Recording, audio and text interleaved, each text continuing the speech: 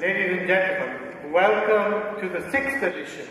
I'd just like to very quickly thank the Lahore City, the administration, the administration of Alhambra, all our donors and sponsors, particularly the 100 or so volunteers from all the schools of Lahore that we have working for you, and everyone else who's been associated with this. Can we have a minute's silence, please, now, for Azam Sehgal, who died a few weeks ago and was one of the major sponsors of the LLF for many, many years. Thank you.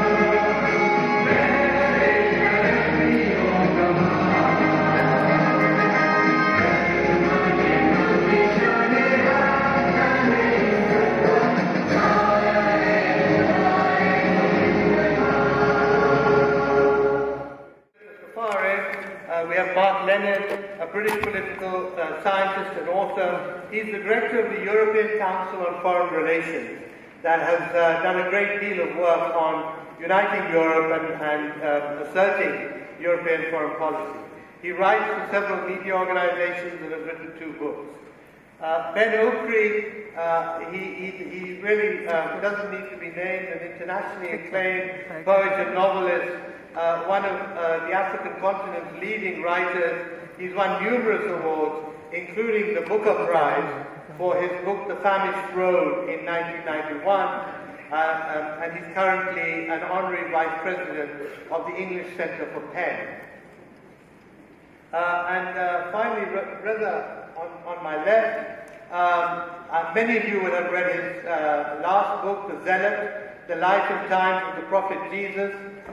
He is a scholar, a professor of religion, a TV producer, a movie maker, a multi-dimensional person. But his books on Islam and Islamic fundamentals have been key in helping us understand the processes that are going through our own society. So I'm going to ask all of you to the topic you see, and the subject I'm going to ask you about, and to speak for 5 minutes each, that we are facing a terrible crisis, both in American domestic policy and in American foreign policy. It's proving very, very divisive, not just in America, but in the world. I'd just like your views on this, and more importantly, how has the current state of American policy, whether you're in Europe or here or elsewhere, how has it affected your private life? How has it affected your own artistic achievements? Let's start with Reza. Okay, so the 5 minutes. 5 minutes on Trump. On Trump and me. Okay. Trump and Me is the title of my new memoir, actually. Let me begin by saying it's far, far worse than you think it is. About a month ago, the Republican-controlled Congress had a special hearing in which they discussed, for the first time ever, the possibility of removing the power of the American president to engage in a first nuclear strike. Now, first of all, that's a good idea, regardless. But it's an idea that had been inconceivable in American politics since the invention of the nuclear weapon. And it's one that certainly to think that a group of Republican lawmakers would have a hearing on about removing that power from a Republican president, it tells you something very important, which is however unstable you think the President of the United States is, it's worse. It's worse than you think. It's so bad that his own party doesn't trust him with nuclear weapons. Good night, everybody. So the point here is that we are facing really nothing short of an existential crisis. The most powerful man in the world is, as you all know, a racist, sexist, lecherous, pathologically lying, narcissistic sociopath. And that's what you know. That's what you know about him. What you don't know about him is that it is very likely that he is mentally unstable and perhaps mentally deranged. I don't say this with any kind of joy, obviously. I am an American citizen. I was born in Iran, but I am an American citizen. My loyalty is to the United States of America, and it doesn't bring me any happiness to report that the country that I have made my home is one in which the very fabric of its society, the very foundation of its democracy is being eroded from within. And of course that has enormous foreign policy consequences. The United States is still the largest, wealthiest, most powerful actor on the global stage. And unfortunately, when you have someone who, somebody as unstable as the president is, that's going to have global repercussions. We're seeing it certainly in America's frame relationship. That's one nice way of putting it, with Pakistan. We're seeing it with the ongoing crisis that's taking place between Iran and Saudi Arabia and the haphazard handling of that situation. We're seeing it with regard to the nuclear brinkmanship with another unstable megalomaniac in North Korea. And I would love to sit here and say, well, don't worry, the foundations are secure, and that despite the fact that the president himself may be buffoonish, that there are people who are there in order to rein him in. But after a little more than a year, it's very clear that that is not the case, that the people around him, far from reining him in, are only encouraging his erratic behavior for their own gain and for their own purposes. How has this affected me personally? Well, I used to have a show on CNN that was canceled after I tweeted that the President of the United States is a piece of shit. Pardon me. So that affected me in that way. But on a more personal level, it affects me in the sense that I have children who have a beautiful American Christian mother and a brown Iranian Muslim father, and who now live in a country in which the President of the United States thinks that they are enemies of the state, in which the racist-in-chief has allowed for unchecked xenophobia and racism to literally threaten their very lives. So yes, it is personal for me. Am I supposed to give a light at the end of the tunnel? Well, I hear death is not that bad. Thank you very much, Ben, where do you stand in all this? Where do I stand? Well, first of all, I just want to say what a special pleasure it is to be here. I think it's important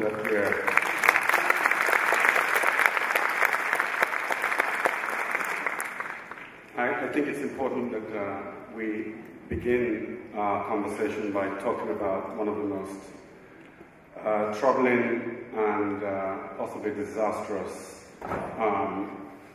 continuing events of our political lifetimes. I think it's important that we also talk about it with a certain amount of farsightedness and courage. I feel very strongly that the presence of Donald Trump has radically altered the atmosphere of the world in ways that are profoundly negative and also very terrifying, as my colleague has defined very graphically for you. And the dangers of this are that it actually sort of permits, it gives a kind of psychic and political force to this xenophobia that's spreading around the world. The curious thing about very negative leadership is that it also gives power to negative leaderships, the possibility of negative leaderships all around the world.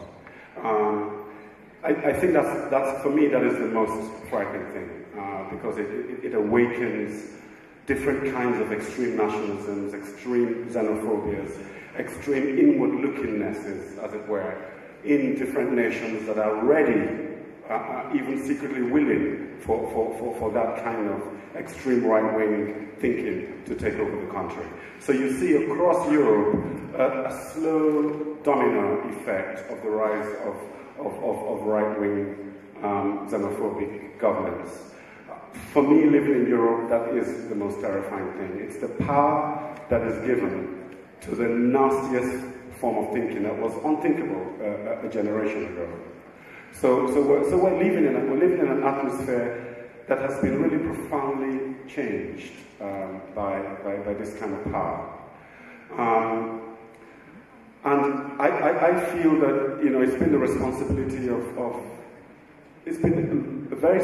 the responsibility rests also quite strongly with the media that has not sufficiently challenged this rise, not only in America, but as it spreads through Europe. There's a way in which I feel that there's been a kind of unintentional, polite collusion with this spread. It's like the debate, it's like the argument and the debate of sanity in politics has got shifted so much that it's very difficult for people like myself and my colleagues to actually speak reasonably without sounding really mad on the public stage. So we're living in an atmosphere in which sensible discourse about this is no longer possible. And I think what is needed is a new kind of highly intelligent, passionate, humanistic argument to counter this. But I'm not sure that the atmosphere is ready for it, and I'm hoping that our gathering here today can be an important starting point for this new counter-mental revolution, as it were. And if you ask me how my response to it has been personally, I'd just like to read you a little poem I wrote when Donald Trump made a nasty remark about Africa.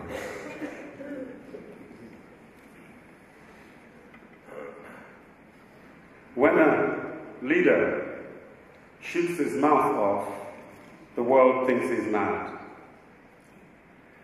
Maybe it's some new kind of leadership where he says the first thing that enters his mind. This is leadership by Twitter. It really should make you titter. It's okay if you're in high school, but for the president of a great nation, it just ain't cool. Now, I'm not going to write a Walt Whitman for Donald Trump. It's important that you understand the tone of this poem is pitched to his level.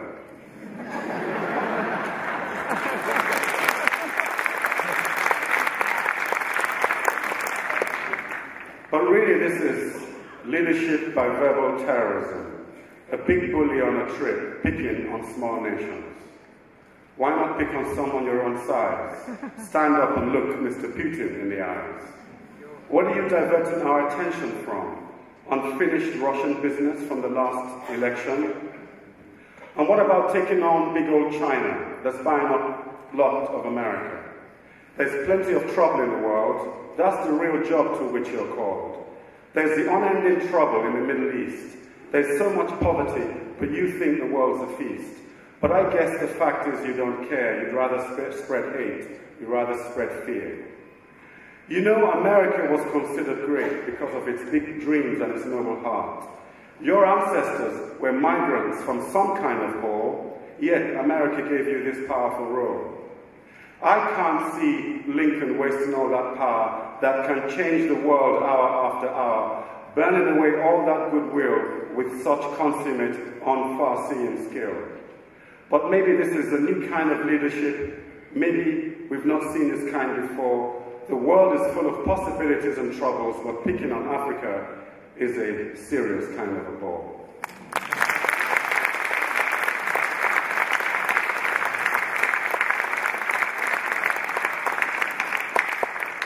Mark, you're up next. We'd love a European perspective of all this. Well, can I join Ben and say how absolutely thrilled I am to be here. It's my first journey to Pakistan. To see so many people at this time in the morning having a conversation like this, I think is maybe the ultimate counterpoint to Trump's election. The idea that there can be rationality and civility and a different way of talking to each other that goes beyond 140 or now 280 characters. I remember during the campaign, the American comedian Conan O'Brien made a joke about Donald Trump, which I think goes to the core of the problem. He said that nearly 70% of Americans said a Trump presidency would make them anxious, and 30% said a Trump presidency would make them Canadian. And I think that what is interesting about the Trump phenomenon is that it is something that goes to the heart of who people are. The way that Ben and Reza talked about this president is quite unlike the way that most people on most panels and most literary festivals in the history of literary festivals talked about previous American presidents. And I think it does show, on the one hand, how the world has changed, and Donald Trump loves to think of himself as the most famous man in the world. He has kind of entered into every nook and cranny of human consciousness in every part of the world. It's pretty extraordinary to come all the way here to Lahore for the first time and to be talking about him rather than other issues on the first panel. But also, I think that there is a danger in focusing too much on him as a cause of what's going on. I share all the kind of worries that the other speakers have about Trump as a kind of misogynist, as a racist, his unpredictability, and I think there is a lot to be worried about. But I see him more as a symptom than as a cause of what's going on. And I think that actually maybe more worrying than Donald Trump is Trumpism as a phenomenon. And I think what is interesting to understand about Trumpism is that it is a phenomenon which is true of many of our societies which have become polarized. He did not win the popular vote, but he was supported by almost half of the Americans that came out to vote. And it shows the extent to which America is a 50-50 society. And I think many democracies around the world are equally polarized, where you have half of the country who feel that they benefit from the big structural changes which have taken place in the world, and another half that feel threatened and see the very things that look like opportunities to the winners as threats and as vulnerabilities. And I think if Trump and Trumpism represents one thing, it is something which is being described now by political scientists as the idea of a threatened majority.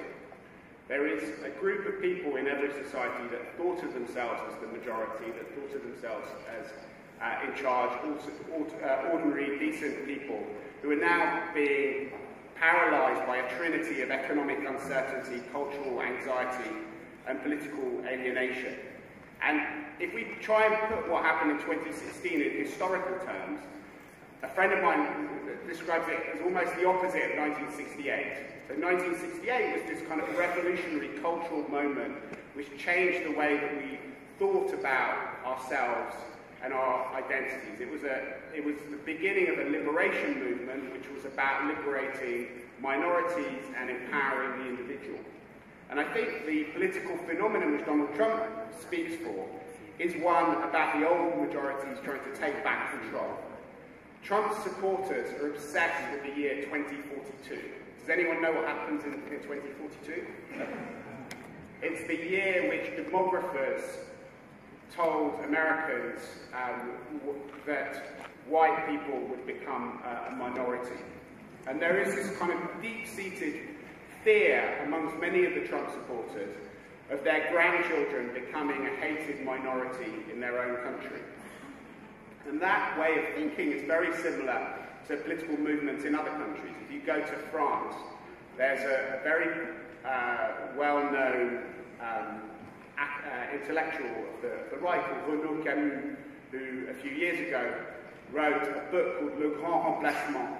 And that book argues that within 1 or 2 generations, France's European population will be replaced by visible minorities as a result of immigration, differential birth rates. And what he describes in that book is a triple movement where the population is deindustrialized, despiritualized, and deprived of its cultural identity by what he sees as 3 transnational ideologies, which he describes as globalizing capitalism, leftism, and Islamism. And in every country around Europe, but also in much of the developed world, you see political movements coming up which stand for these sorts of values, whether it's Marine Le Pen in France, or Pegida in Germany, or the Danish People's Party. And I think this sort of politics is having a kind of huge impact on mainstream parties, and is part of a phenomenon which is completely changing the way that our societies are governed. And you see this battle between the people who thought of themselves as the majority and the rising cosmopolitan populations in each of the countries playing out in different ways. And I think Trump, is one of the most disgusting, visible, and extraordinary manifestations of this. But he's a symptom of this kind of deeper cultural trend rather than something in and of itself. How does it affect me? Well, one, as I say, I'm talking about these things in a different way, but also I'm, living through another expression of Trumpism in my own country. We had a referendum in the same year that Trump was elected on British membership of the European Union, and Britain decided to leave the EU by a wafer-thin majority for exactly the same sort of reasons that drove Trump to power. And as a result, I have had to rethink, like the 30% of Americans who are becoming Canadian, I had to rethink my own identity. And my mother actually is a German Jew. Her family is spread around Europe, and I'm actually now becoming a German citizen as well as a British citizen, and spending half of my time in Berlin. So thank you, Donald Trump. Thank you.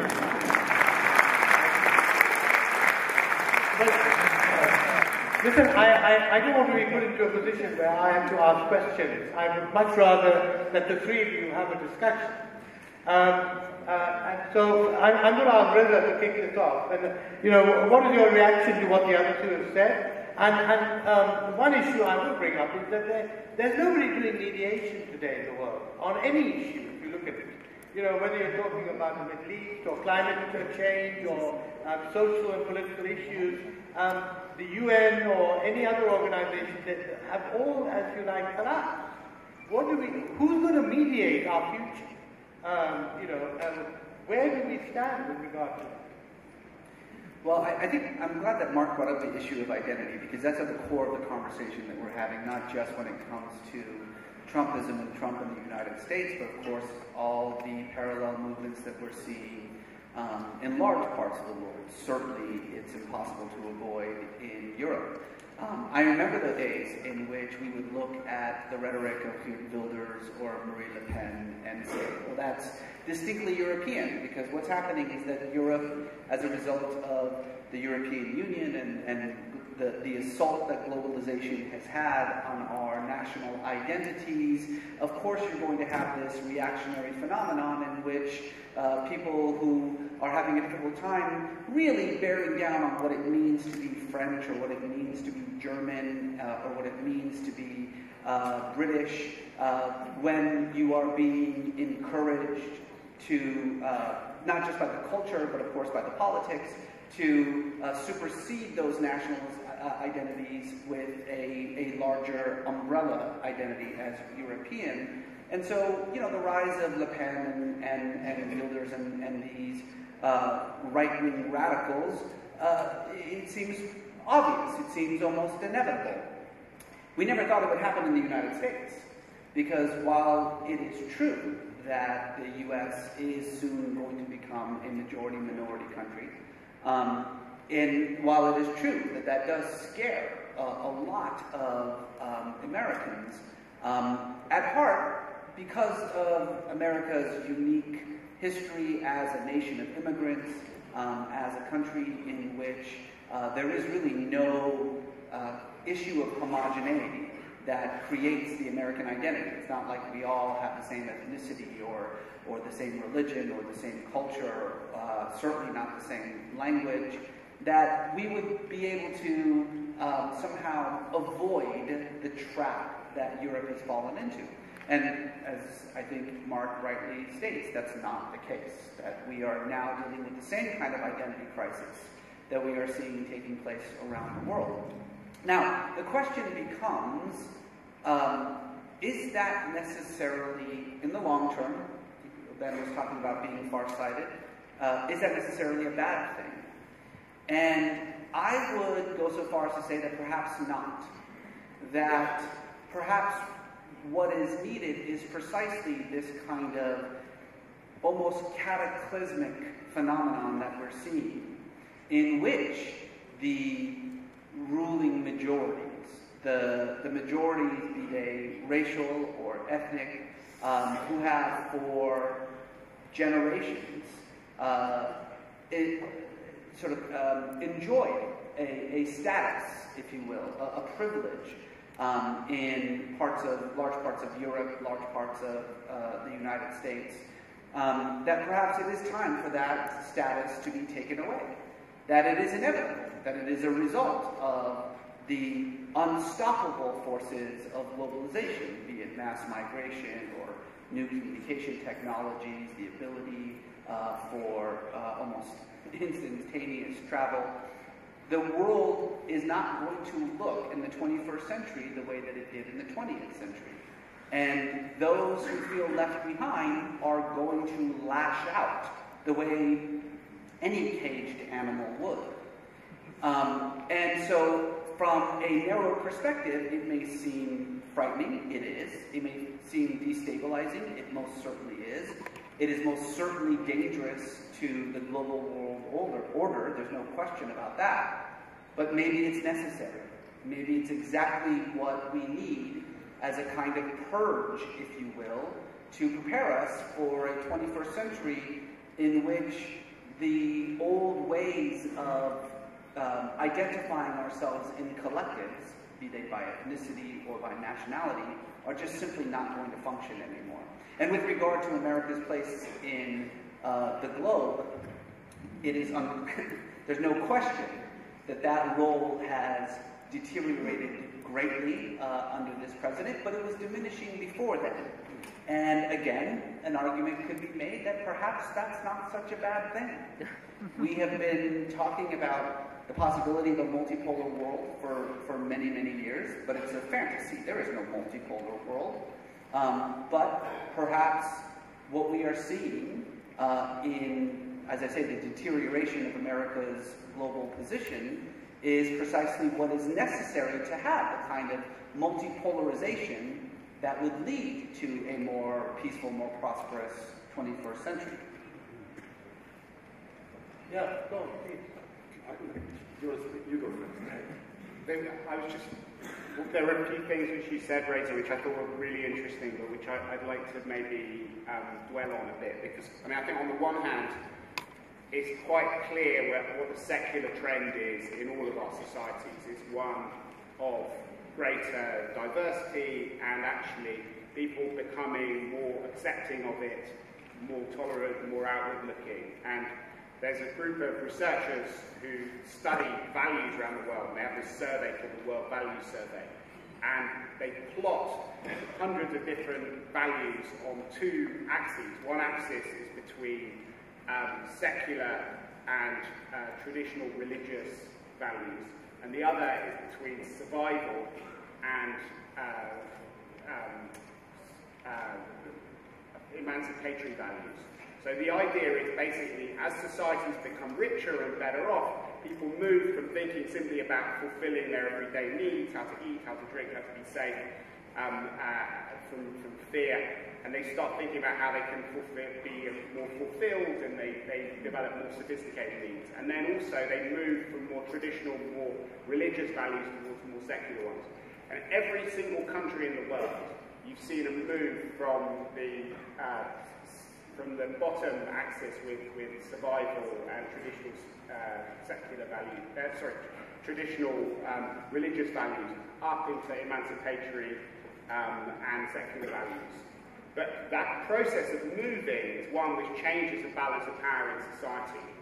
And what happens is when you get to a point where the majority that feels that it can see the country changing and that they're going to become strangers in their own country, they become mobilised and crystallised. And that's sort of what was happening with Brexit, it's what happened with Trump. It's a kind of, it's a backlash from people who feel that the world is going against them. So on one reading, if you just sit and wait until those people all die, then you can live in some sort of cosmopolitan utopia where everybody wants to live together, and the sort of kumbaya world that many people want. But I think that's an extremely dangerous way to think about things for three reasons. Firstly, because that process, the dislocation of moving from one state to another, is incredibly dangerous and does throw up revolutionary symptoms like Trump, like Brexit, and they can do enormous damage to the social fabric of a country, to the institutions of the country, and in fact they can even destroy things and create irreversible trends. I think Brexit's going to be very difficult to reverse. Secondly, because we do need to find ways of actually dealing with the fears of the people who feel that they're losing out.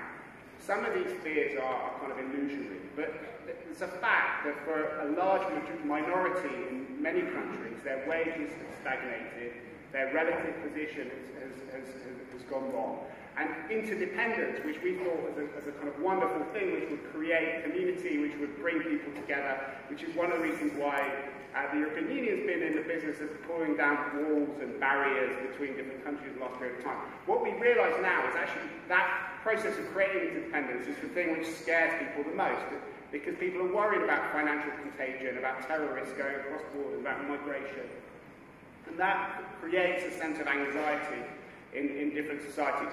And actually, if you want a world which is connected, you need to make it safe, and you need to show those people that it's not dangerous. So rather than having an open versus closed debate, you need to understand what it is that is scaring them. I think the third reason, which is the thing which I think is the most scary for us, is that the new digital world that we are entering is one which actually makes an old idea of community and a collective utopia and an idea of how we can live together much more difficult than the world that those ideas grew up in, the Gutenberg planet, where people were reading books and where you had different forms of communication. And the danger is that we are basically entering an era where societies are so utterly fragmented that people are so cynical that politics can achieve anything for them, that utopias become both individualised, so it's a lot easier for people to leave their country and to go to another one, and to vote and to change their conditions, which is why you'll see so many people on the move across the world. But also, rather than having a kind of dream of a shining city on the hill and a better tomorrow. What people are focused on is actually recreating a yesterday that never exists, and this idea of retropia rather than utopia. And I think that does mean that it's wrong for people to sort of complacently think that we're in a bump on the road, let's just get through it, wait for the kind of grumpy old white men to die off, and then we can have a better and a more kind of communal world. I think there is a real danger that we're going to find that as society goes on, we're fragmented into ever smaller echo chambers, and, sorry, that's it, yeah.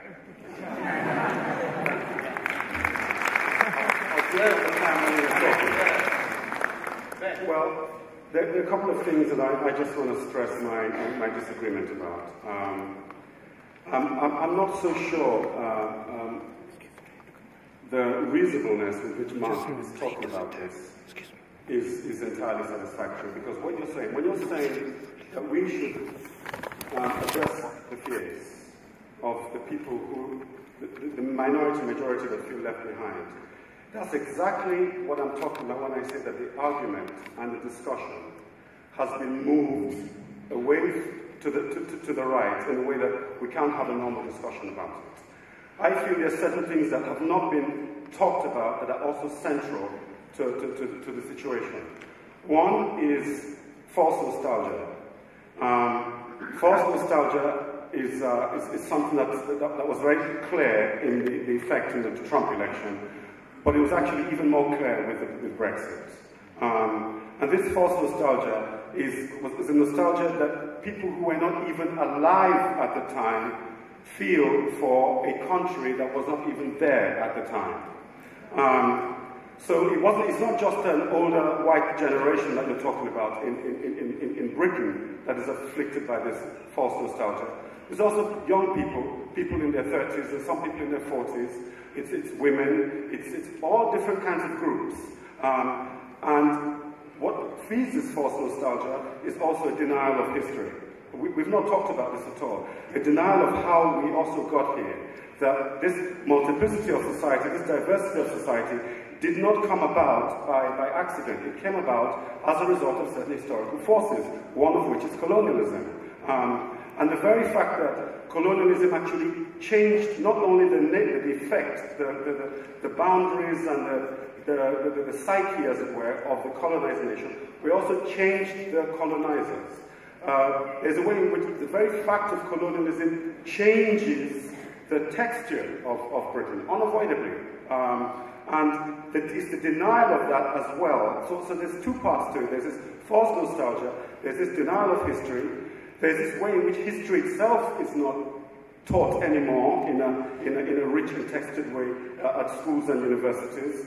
And there's also, I feel, a kind of a failure of nerve on the part of the intellectuals in the West. I saw it during Brexit in England, the way in which the right had all the argument, the right had all the passion, the right had all the fear. The left was largely silent. The left became more vocal after Brexit. But during that whole debate, I was struck by the way in which we could not talk about these values of diversity, these values of a new kind of realism that is facing us in the West. So I want to propose, personally, I want to propose two things. I think we need a new kind of language to talk about Trumpism and post-Brexit. I think we need a new kind of intellectual activism.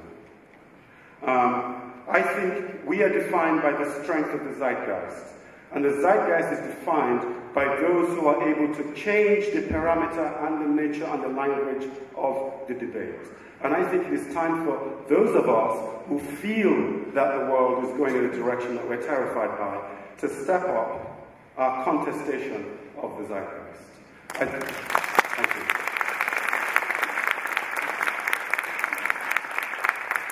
Thank you very much.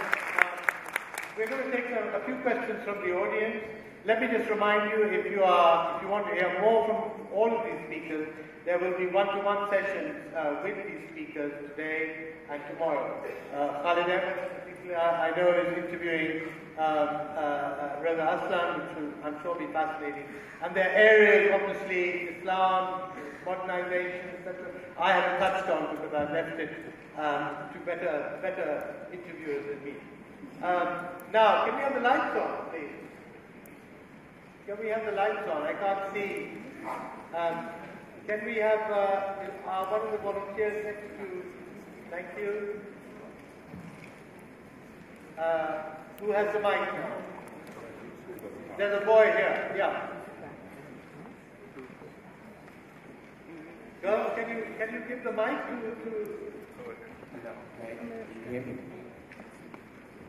Hello. Yeah, go ahead. Hi. Hang on, he's starting.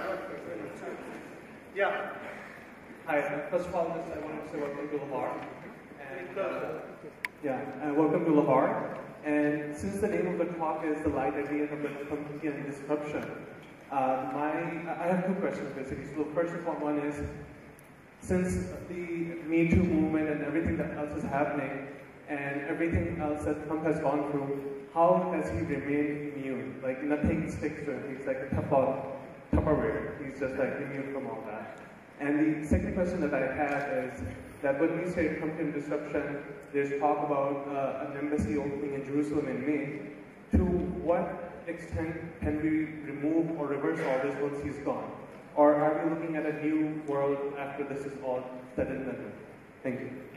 Let me just ask you two things. Number one is try and direct your question to somebody who you want to answer it, in particular, unless you want everyone to answer it. And the other thing is keep it short. Just stick to questions if you can. Yeah, and I'm going to take 2 or 3 questions and then get the panel to reply. Who's next? Me. Sorry, yeah. Oh, sorry. My question is for Reza. Reza, welcome to Pakistan. So I'd start off with something that you mentioned that asking for a new language and new parameters, and I'm wondering if, unfortunately I came in late, but I think maybe Black Lives Matter, if somebody could address that, because Barbara Ransby had a wonderful piece in the New York Times some months ago, talking about a very different kind of leadership that is emerging in terms also of the model of leadership, which is grassroots and not top-down, and that it is a mass movement that is at the center of the challenges that are being hurled against Trumpism. And I think it's very important to keep people, and particularly women of color, at the grassroots at the center of things. So I'm wondering if one of you could comment, especially the last speaker, asking for a new language and a new model of leadership. Right. Why don't you kick off? Okay, I'll very briefly. Yeah, I'll be brief, and I think this is great because it goes along with what Ben had said. I do think that it's important that we stop being polite. But I do think that the problem with the left is that we feel like because we have the intellectual argument and because we're clever and humorous, that will win the day. And I don't think that it's going to be, jokes are not going to, jokes and cleverness aren't going to save us when they start taking us away to the camps. I do think, however, that what we're seeing is an activation on the left. That the problem isn't that there are more people on the far right than on the far left, it's that the far left didn't care, and now they do. And that's an important aspect. And to just this very, very, very important point about comparing Trump to previous presidents in American foreign policy. American foreign policy is all about preserving American interests, and the United States of America doesn't care how many people it kills in the pursuit of that interest. President Obama, which is seen as one of the most progressive presidents in American history, murdered thousands and thousands of Pakistanis without any consequence at all. That's a fact. The issue, however, here is that we can make an argument over politics and policy, which is what we used to disagree about in the United States. We used to be on the left or the right, we used to be pacifist or not, we used to have conversations that were about policy. The conversations that are being had now are no longer about policy. They're about whether Nazis are nice people or not. They're about whether trans people are human beings or not. They're about whether African Americans have the same rights as white people. Those are not debates. They are not conversations. They are not a place for polite disagreement. If you are on one side of that argument, you have no place in the conversation.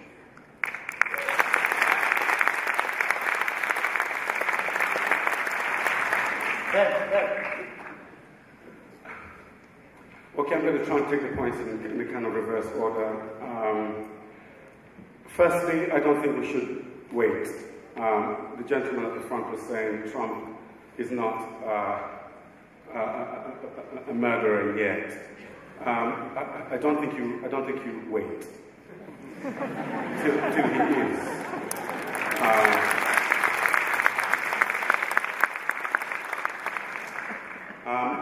I don't know. I don't want to get alarmist about the tone that we talk about this, but if I'm going to be very, very honest with you, and if we were together in a room and I didn't feel like I was talking in public, I have felt over the last year, I know I wasn't there at the time, but I have felt something of the kind of tremors that people felt about the 30s in Europe.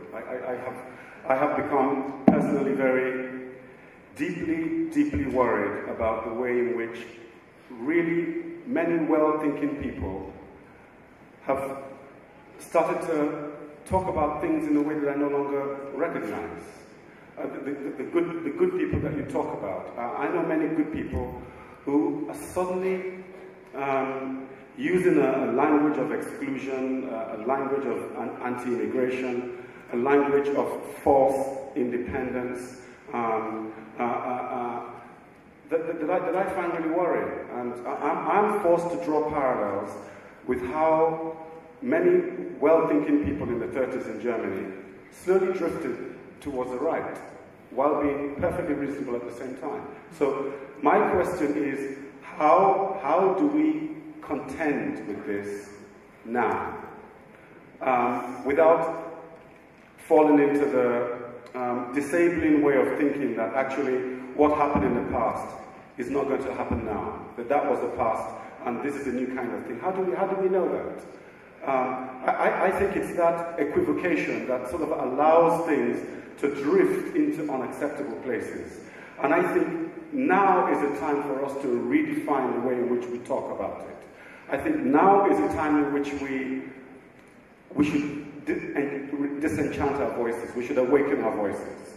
I don't want to talk about specific policies. I just want to talk about a new kind of engagement, whether it's the young, whether it's the old, whether it's those who feel they're in the polite middle.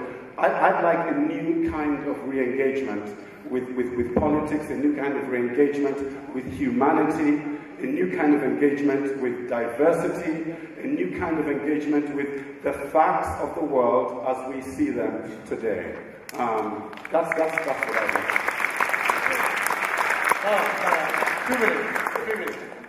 So I think that I couldn't really agree any more strongly with what Ben has said. I think the last few decades, what we've seen is an auction of identity politics with, on the one hand, the left sadly descending into a collection of different identities and going for the rights of different minorities or majorities, but trying to come up with a sort of targeted set of measures for every single group in society. And as the left has gone down that track, it has created this horrendous backlash of the threatened majorities developing their own perverted version of identity politics, which is illiberal, which is worrying, which has echoes of the 1930s and of other eras which have created so much damage. But I don't think the solution is to shout louder for the rights of minorities and to carry on down that process, because it will inevitably take us to a horrible place, which is why what we need to do is to find a new language and a new way of talking about what we have in common, and about dealing with the problems of the future rather than this imaginary false past which Ben described so brilliantly. And what is terrifying is that on the one hand, if you listen to what the technologists are saying about how our society and our economy and our work and our way of life and our identity is going to be changed by technology, the fact that politics has got absolutely nothing to say about any of those issues, and that there is no real new language and new ideas about how you can empower and create a sense of community and a sense of control in this brave new world which we're about to enter. I think that is maybe the worst failing of the left over the last few decades. It doesn't excuse what's happened on the right at all, but I think it maybe does explain why we're doing such a poor job of actually winning the argument, of inspiring people, of getting the kind of energy which I would love to see emerging in the sort of countervailing forces against Trump, against Brexit and other areas. So I think there is an intellectual challenge as well as a challenge of mobilisation, and those are the two big challenges of our generation. And if we don't succeed, I do think that we could see a period where after decades of the world becoming wealthier, more peaceful, succeeding better on every single indicator of development, it goes into reverse, and you see a new kind of dark ages emerging. Well, thank you very much.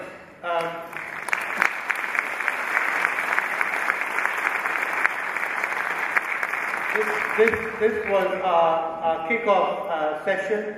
I hope you will bear with us for the rest of the day and for tomorrow. I hope the session has woken you all up, anybody who just got out of bed and needed to be woken up. And I'm very, very grateful for Reza, all the participants for coming all this way to Pakistan and to be with us. Thank you very much.